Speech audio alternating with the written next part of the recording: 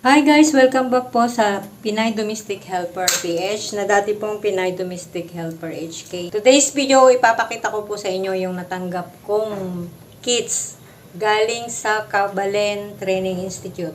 Ito po ay mula sa TESDA at binibigay po ito ng Kabalen Training Institute pagkatapos nyong training. Ito guys, nakatanggap po ako ng kits, kasama na po yung certificate ng pagtatapos namin. Dala-dala ko pa po yan mula Project Port sa Kabalen Training Institute po, doon po sa office.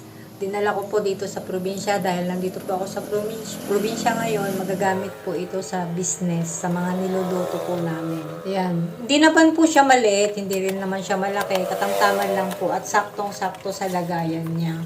At guys, sa mga gusto pong magkaroon ng ganito, libre po. Pinamimigay po ng Training Institute pagkatapos nyong mag-training. At ito rin po yung oven.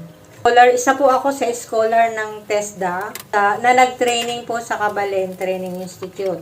At ito po yung binigay nila. At hindi lang po ito. Meron din po kaming allowance na binigay nila sa scholarship ng TESDA po. Sa mga gusto pong magkaroon ng ganito, hintayin nyo po yung mga ipinopost nila. Limbawa po, galing po ako ng Commonwealth, sa Commonwealth Quezon City po. Sa Barangay Commonwealth, lagi po silang nagpo-post doon ng mga available po na mga slot, kung kailan po nag-i-start yung mga training, ganon. Magpalista po kayo doon, tapos pag mag-i-start na po yung training, tatawagan po nila kayo.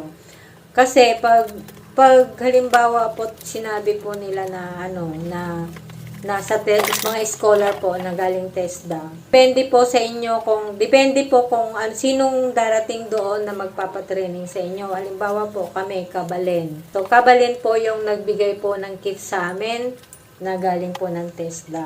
Ito, maganda naman siya guys. Maganda siya. Hindi siya yung mabigat. Saktong-sakto lang po na magagamit dito sa Guys, subaybayan nyo na lang po kung ano yung pagbukas ko ng mga item na to at pagluluto namin dito sa mga tinitinda namin. Sana nagustuhan nyo yung video at sana mag-training din po kayo. Basta may offer sa inyo ang TESDA. Sige lang, kasi wala rin naman pong mawawala sa inyo kung susubukan nyo. Kasi yung nakakaaliw, tapos yung halimbawa, yung natutunan nyo po na dadagdagan. Syempre, hindi lang po yung kits, ang matatanggap nyo, may allowance din po.